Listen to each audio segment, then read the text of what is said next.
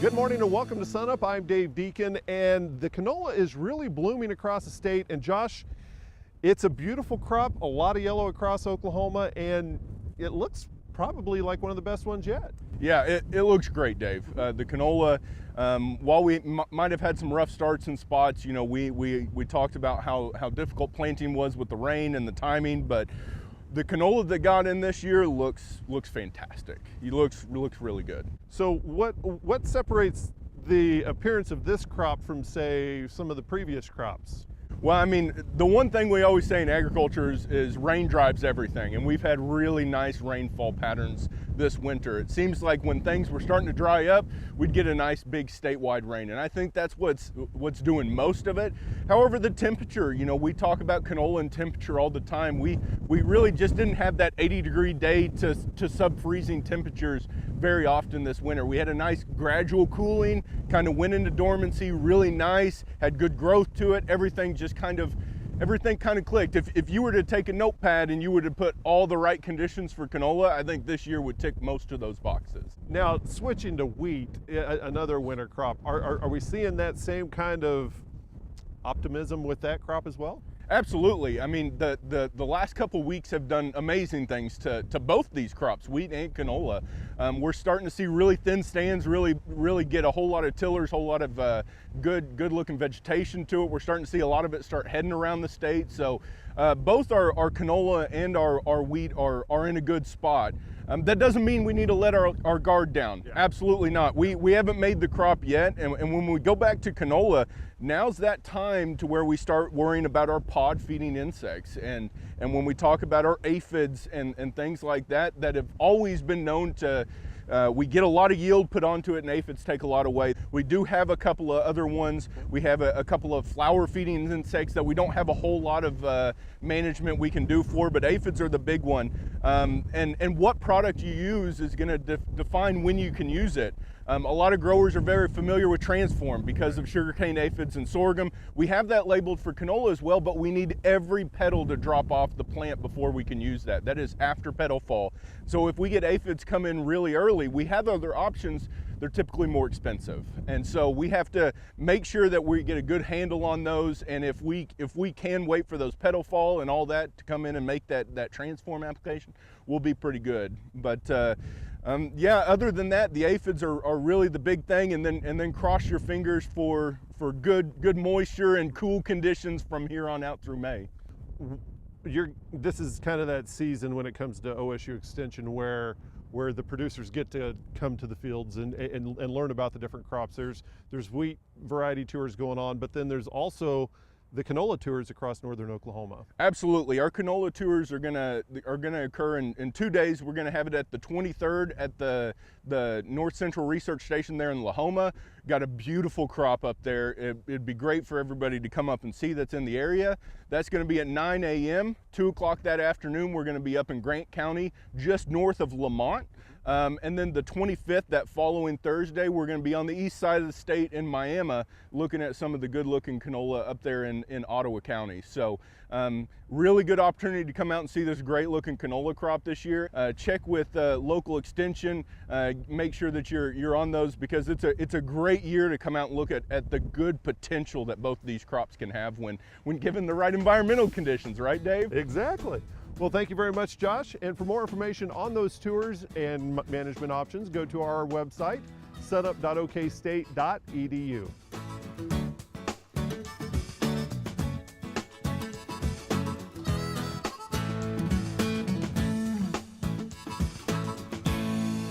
Well, there's been some new information with the Conservation Stewardship Program, and Larry, tell us what's going on. Yeah, this program, I need to stress right up front, the deadline for signing up is May the 10th of this year. It has been around for quite a while. It was originally known as the Conservation the Conservation Security Program. In 2008, they changed it to the Conservation Stewardship Program. But it's an opportunity for farmers who are already doing good environmental practices on their land to do more and get paid some money to do some of those practices. And there's been some updates to it as well. Kind of walk us through that.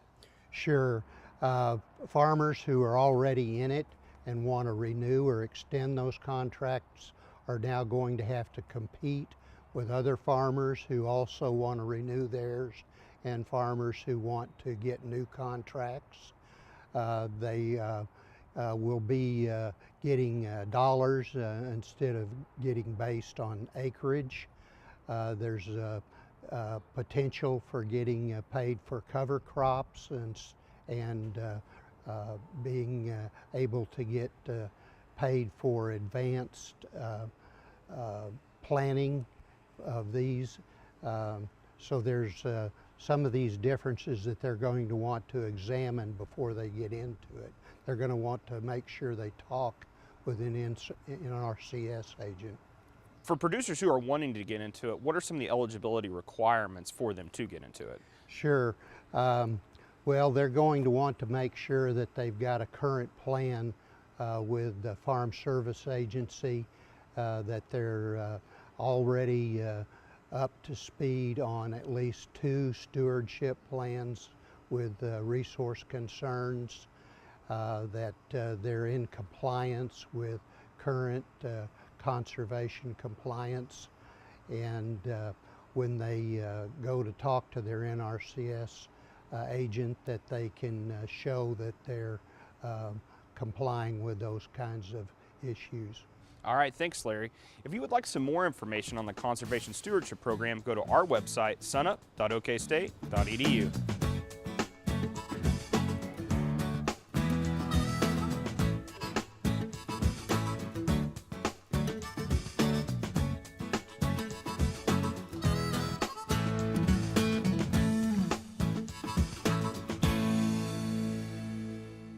With the recent blizzards and floods that have taken place in the northern plains, I think we'll see in the popular press for several months to come quite an emphasis on the concept of moving calving seasons out of the winter months in that area of the country.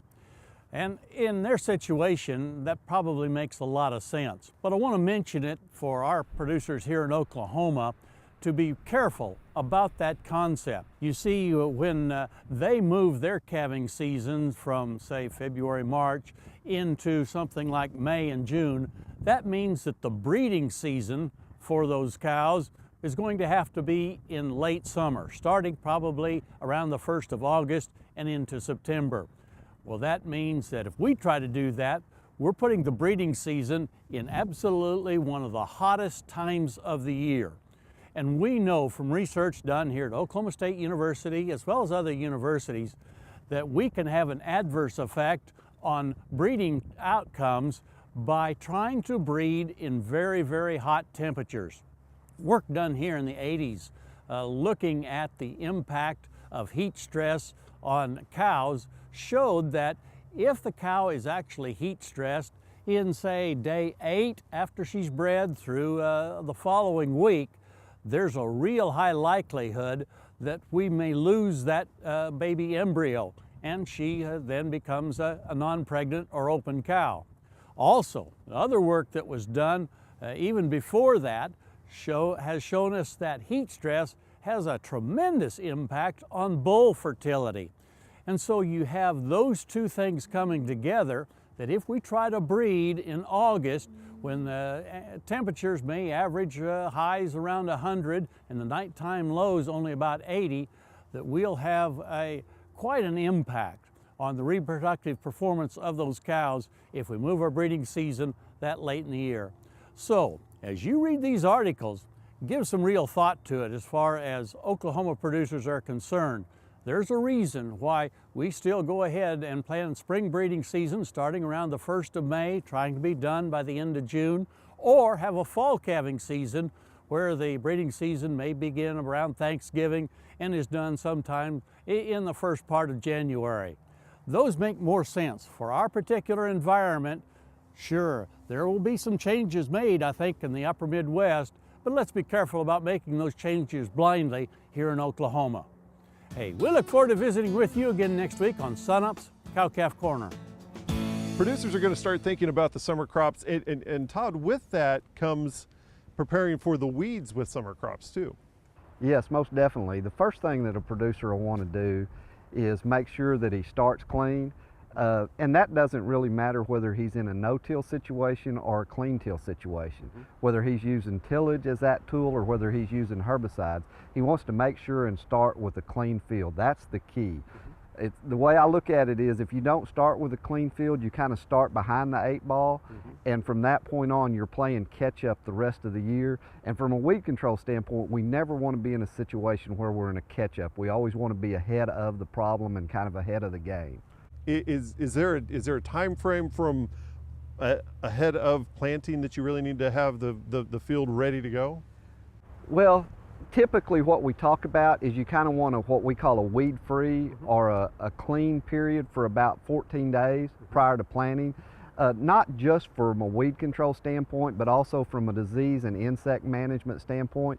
If you have what we call a green bridge going from weeds to that planting, in some ways that can allow insects and also the disease to bridge across there, and so you run into some problems if you're not weed free.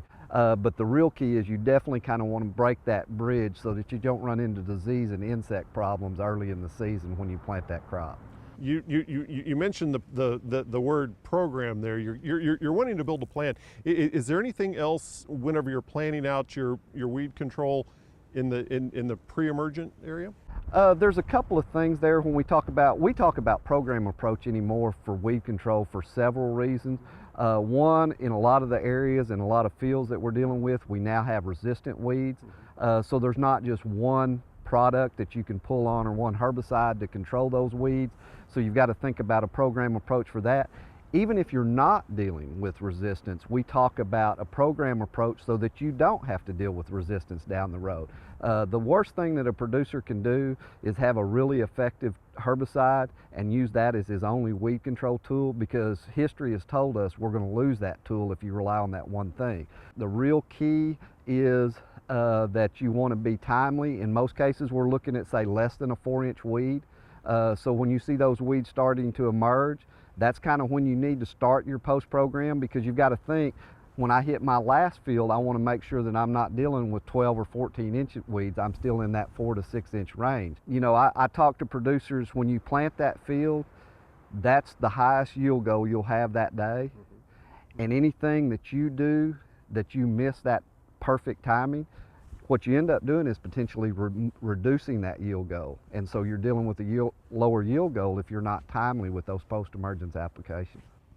So when it comes to implementing these, what kind of mode of action should producers work with? Well, the biggest key that they want to think about is 2 things. Number 1 is alternating modes of action, making sure we're not staying, you know, say if we're using 2,4-D and dicamba, say 2,4-D is our burn down program and then dicamba in season, well, those are the same modes of action, so we're really not breaking up that chemistry. We want to throw something in, say, in the residual program up front that potentially is different from those on our pre-program, and then, as I mentioned, adding a residual to that post-program that's also a different mode of action. So that's the real key. The other thing that producers need to think about is what their crop was prior to that crop and what crop they'll be going to in the future. Both from a residual protection standpoint, make sure that we don't have something in that's going to carry over to that next crop and cause issues, and also potentially a different mode of action that we're using now than that we're going to be using in those following crops. And if we'll use our crop rotation modes of actions also, we can really do some good as far as battling some of these resistance issues that we're currently dealing with. Okay, thank you very much, Todd Baughman, summer crops weed specialist here at Oklahoma State University. And for more information on summer crop weeds, visit our website, sunup.okstate.edu.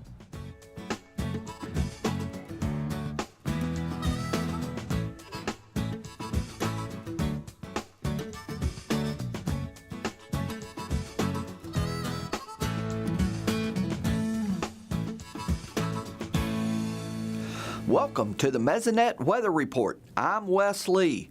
Spring storms usually bring us some of our heaviest rainfall events of the year. Unfortunately, they often bring with them some severe weather in the form of high winds, hail, or even tornadoes. This chart shows the months of the year when tornadoes are most likely to occur in the U.S., highlighted by the spring months of April, May, and June. This past week, we saw 2 major storm events in the state. The first one on Saturday brought significant rain to the south and east, but totally missed the northwest and panhandle. With it came severe winds that reached as high as 71 miles per hour in Walters. The second storm on Wednesday brought rains mainly to the northwest, but also across the far southeast, adding to already wet soils. Along with the rain came our first tornado event of the year in Shattuck. Hail and high winds also impacted many areas in the northwest region, damaging crops and rooftops. The 7-day rainfall totals from April 18th range from 0 in the Panhandle to as high as 4.72 inches at Broken Bow. This brings their year-to-date rainfall total to 18.26 inches, or about 3.5 inches above normal for this time of year. Gary will now tell us more about Oklahoma's spring climate conditions. Thanks, Wes, and good morning, everyone. We're going to try something different for a change, and that's just give all good news. Let's get straight to the new drought monitor map and start us off right. And once again, after a couple of months hiatus, we now have a color-free map on the drought monitor. That means no abnormally dry conditions or drought conditions are in place, and that is certainly great news as we get into the meat of spring. And a quick look at the last 30 days on the Mesonet, the rainfall, that tells the story. We see a good 2 to 4 to even 6 inches across the state, and much of that has come in the last half of the month. If we go to the percent of normal rainfall that we would have expected over the last 30 days, we're above normal over much of the state, and that is what has allowed us to get rid of that drought, or at least the abnormally dry conditions that persisted down in southwestern Oklahoma, and also that little bit that had cropped up in southeastern Oklahoma. Now, northern Oklahoma still needs a little bit, but they still are running on reserves that they got over the fall into the winter months. So we're in pretty decent shape as we go into the meat of spring. Speaking of the meat of spring, let's look at the percent of annual precipitation we get for 3-month periods to show what our rainy season is here in the state. The first one is for April, May, June, so if you look at the averages, and this is from 1895 through 2017, that data for precipitation, we see we get about 35 to 45% of our annual precipitation across western Oklahoma up into northeastern Oklahoma during that April through June period. Again, that's the meat of spring here in the state. Now, as we go into May through July, so we get rid of April and add July, that's when the precipitation gets more important out in the Oklahoma Panhandle and the High Plains region. But again, as we look from that April really through the July period, that's when we get the bulk of rainfall for the state of Oklahoma. So given that we're entering that really meaty part of the rainy season, we don't have any abnormally dry conditions in place, we should be good. We'll see how the rest of the spring goes, but it's definitely good news, at least starting from this point. That's it for this time. We'll see you next time on the Mesonet Weather Report. Kim Anderson, our crop marketing specialist, joins us now. Kim, commodity prices are relatively low. Let's run through some of the numbers, starting with wheat. Well, you know, looking at wheat, you can forward contract for harvest delivery somewhere around $4.25. Now that May contract's at $4.18. If you look at the trend for wheat, the long run trend is down. The short run trend is down to sideways. If you look at a trading range over the last 4 years for the futures market, it's been from $3.70 to $6. You know, at $4.18, we're right, you know, close to the bottom end of that. And if you look at the commitments of the traders, they're 54,000 contracts short. And I think that's good news with a large short position like that. When they start getting out of those positions, maybe they'll bring that price up a little bit. Also, when you're at the low end of the trading range, yeah, we could go a little bit lower, but there's a lot more room on the top than there is the bottom. How is corn looking? About the same as wheat. You look at your forward contract, $3.45. Trading range of $3.10 to $4.40 over the last 4 years. It's at $3.66. So on the bottom half of that range, the long run trend is up in corn. The short run trend is sideways. You look at the commitments of the traders in corn, it's a record 272,000 contracts short. So corn, if you look at corn, it's probably sitting on the bottom. 272,000 times 5,000, that's a lot of corn. So when they start coming out of those short contracts, I think corn prices will probably come up. And I think it gives corn prices some hope. And soybeans? Soybeans, about the same situation. You can forward contract for around $8.10. The July contract around $8.90. Trading range for the last 4 years, $8.30 to $12. Again, on the low side of that. The long run trend is flat, and the short run trend is up to sideways. So not just not much movement in beans. Look at the commitment of the traders. Short 71,000 contract. The record is 119,000, so we're in the upper end of the shorts. Again, when they come out of those short positions, we got a little hope there for beans. And are we seeing similar trends with cotton? Cotton's a different situation, you know. It's on that ICE contract, that July is around 78 cents. You can forward contract cotton somewhere 73, 74 if you're looking at what the futures market's telling you. The 4-year range for cotton prices, 56 to 96, so we're at least halfway in between that at 78. Long run trend is up, short run trend is down to sideways, and the commitment of traders is a positive. In other words, they're long about 17,000 contracts. So cotton's looking relatively good. That is until producers plant a whole lot of cotton and drive their prices down. But you know, you look at that planted acreage report, there's some more cotton acres, but I think it's good to protect prices relatively well. Well, spring is flying by, and of course a lot of people thinking about summer planting. How are the economics looking there? Well, you know, as we talked about, corn prices relatively low, soybean prices relatively low, you know, canola prices relatively low. Well, canola is of course a winter crop there, but the economics as it stands doesn't look very good unless you can get good production. And as reported on the weather, you look at the 90-day outlook, it's for average temperatures and above average moisture. So if we can get production, I think there's some possibility there, maybe for some profit, because that increased yield will offset that lower price and maybe generate a little profit. Might be just what we need. Might be what we need. Okay, thanks a lot, Kim. We'll see you next week. I think it's safe to say that spring is finally here, and with that comes all the insects that help pollinate the plants that make Oklahoma so beautiful. Did you know that managing your land with prescribed fire can actually attract those insects? So we normally think about prescribed fire being beneficial as forage for livestock and cattle in particular, but there's also a lot of benefits for pollinators. So we're here at the Stillwater Research Range, and we're standing in a plot that was burned a few weeks ago, so in mid-March. I mean, you can see the vegetation's recovered pretty quickly, and we've got some flowers coming back. So a lot of the forbs or the wildflowers will bloom following prescribed fire. It also opens up the vegetation some for example, ground nesting bees. So if we think of native bees, about 70% are going to be ground nesters, and so they need some bare ground to be able to nest in. So this would provide a good nesting habitat for them as well. So there's been a lot of concern about pollinators in recent years. So there's been documented declines in a lot of native bees and kind of the native bee community in general. There's concerns about honeybees with colony collapse disorder, and then also concerns about other pollinators. For example, monarch butterflies are currently being considered for listing under the Endangered Species Act. And so if we think about resources for pollinators, and in particular where we are here in the southern Great Plains, grasslands are a lot of the habitats that we're thinking about.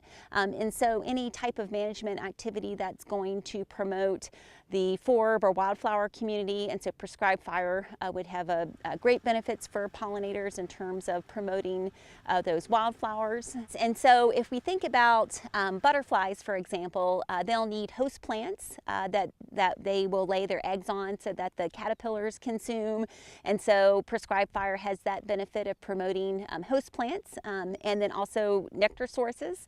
And then if we think about native bees, they're also going to need pollen as well as nest sites. And so prescribed fire will promote all of those things that we need for pollinators at different stages in their life cycle.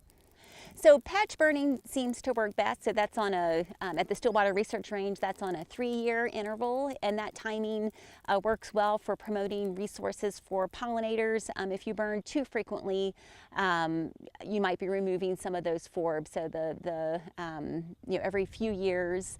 And if we think about prescribed fire improving forage quality, we can think about that from the host plant perspective for butterflies too. That's one thing we're interested in looking at more, is kind of the tissue quality of those host plants. So it might have some of the same benefits for those caterpillars as it does for cattle.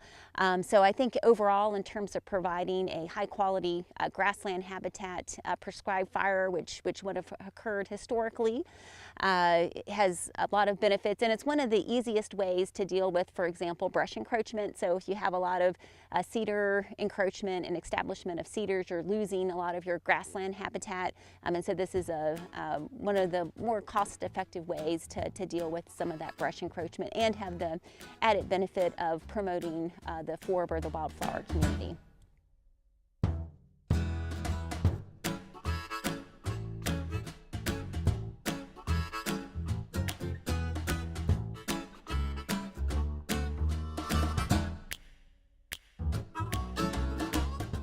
Well, that does it for us this week on SUNUP. If there's something on the show that you'd like to learn more about, visit our website, sunup.okstate.edu. While you're there, check out our social media.